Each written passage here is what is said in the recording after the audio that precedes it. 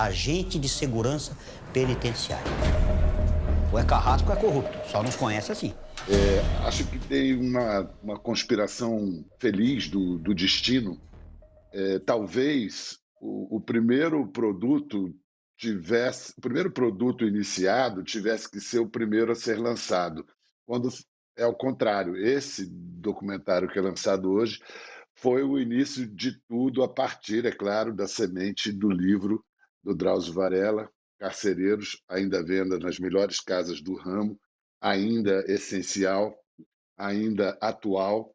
E, aliás, isso é algo que já diz muito sobre o nosso tema, tanto o livro quanto o documentário, que já tem 2, 3 anos de realizado, não perderam em atualidade, ao contrário, ganharam em urgência e atualidade, porque a realidade aqui exposta, ela não permanece igual, ela se agravou. Quer dizer, nós estamos ali, como documentaristas, buscando contar a história dos carcereiros, dos agentes penitenciários, mas como se fosse do ponto de vista deles. O documentário dá essa chance de a gente botar os pés nos sapatos dos outros e ver o mundo por um outro ponto de vista. Isso é uma riqueza enorme. Fui escrevendo esses livros, o Carandiru, em primeiro lugar, que foi porque eu via tanta história, achava que essas histórias deviam ser contadas.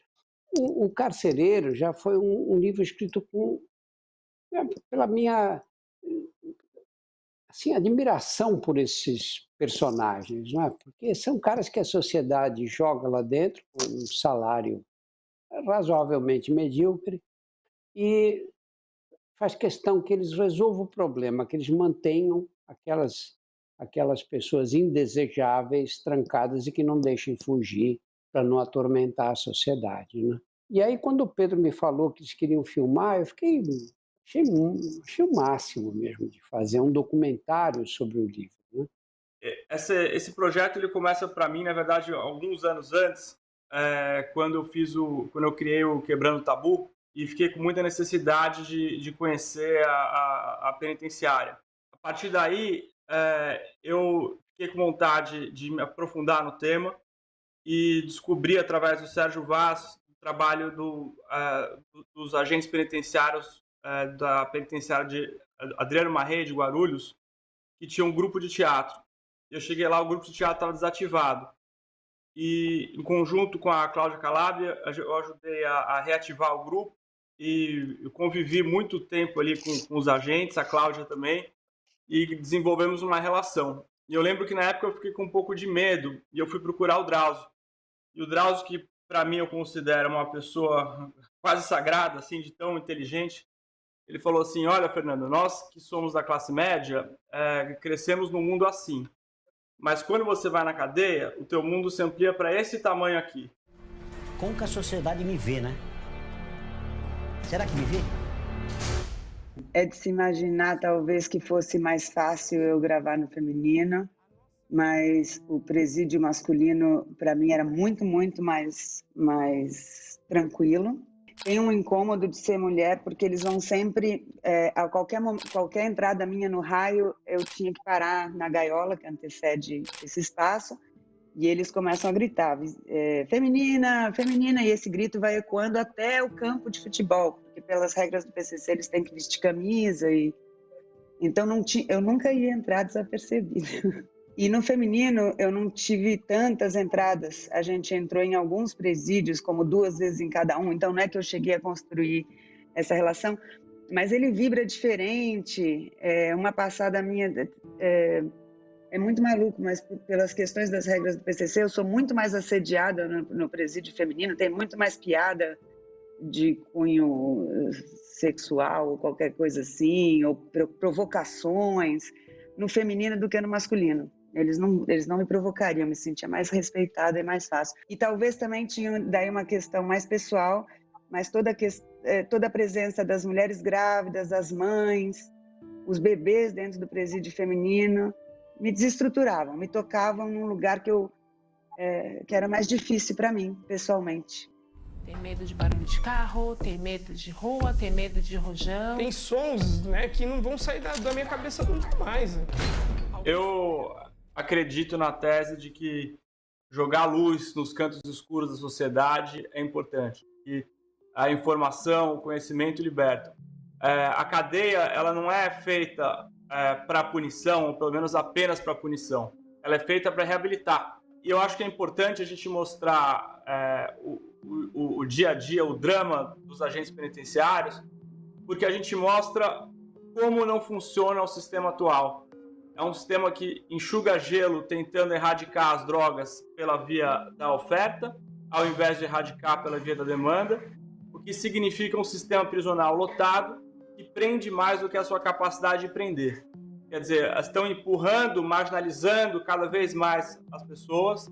A gente percebe que existe uma tragédia social que não está resolvendo o problema, está agravando o problema, que não tem sentido econômico, não é eficiente, e que precisa ser rediscutida desde o ponto de vista da legislação até o ponto de vista de organização. São Paulo teria que construir uma cadeia por mês só para receber os que estão chegando no sistema. Isso sem contar o déficit atual. Olha, se você tiver acesso aos estatutos do PCC em São Paulo, você vai ver que o massacre do Carandiru foi o nascedouro da facção. Quando houve o massacre do Carandiru, os presos entenderam que ali tinha acontecido uma coisa muito grave que não ia ser repetida. Quer dizer, não ia haver possibilidade do Estado invadir daquele jeito estúpido de sair dando uma metralhadora e um cachorro na mão de cada policial. E aí eles cresceram. E aí aconteceu uma seleção darwiniana, né? Mais aptos, que na época eram os mais violentos, conseguiram tomar o poder.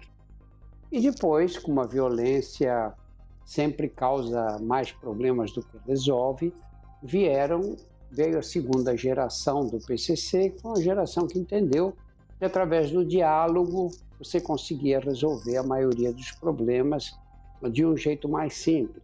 E aí, o que aconteceu? Essa facção tomou poder nas cadeias, o que teve aspectos muito negativos, é claro, mas teve aspectos positivos também. Eles acabaram com o crack, não entra crack em cadeia de São Paulo. Eles conseguiram acabar com a violência interna, não há mais. Há quanto tempo não se ouve falar de mortes? Eles acabaram com as fugas. Olha que coisa, as cadeias de São Paulo não têm fuga. Eles conseguiram estabelecer regras internas, porque poder é um espaço abstrato que não fica vazio. Se o Estado não tem o poder de controlar uma cadeia que tem o dobro ou o triplo da população, esse poder vai ser estabelecido por outras pessoas. Então, nós criamos uma estrutura que favoreceu o aparecimento do crime organizado. E é essa a realidade que nós estamos enfrentando no Brasil neste momento. Eu me lembro de um episódio que é uma anedota, um episódio engraçado no meio daquela realidade que não tem nada de engraçada.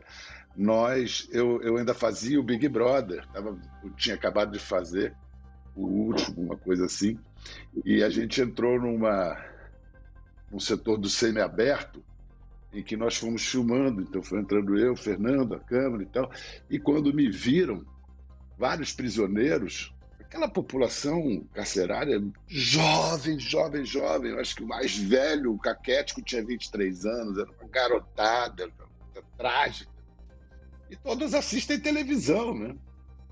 Então, quando viram o cara do BBB, só falava assim, elimina eu aí, Bial, elimina eu. Eliminar e sair daquele confinamento ali forçado foi algo absolutamente inesquecível para mim. E eu estava pensando aqui há pouco, antes da gente começar, né, que essa experiência do confinamento, de uma maneira ou de outra, todos nós vivemos no último ano e meio aí com a pandemia, esse confinamento coletivo, é claro, em outras bases, mas a gente experimentou um tiquinho, talvez, do que experimentam tanto os sentenciados quanto os carcereiros. A nossa grande arma é a palavra. Ela tem que ser mais forte que um tiro de fuzil.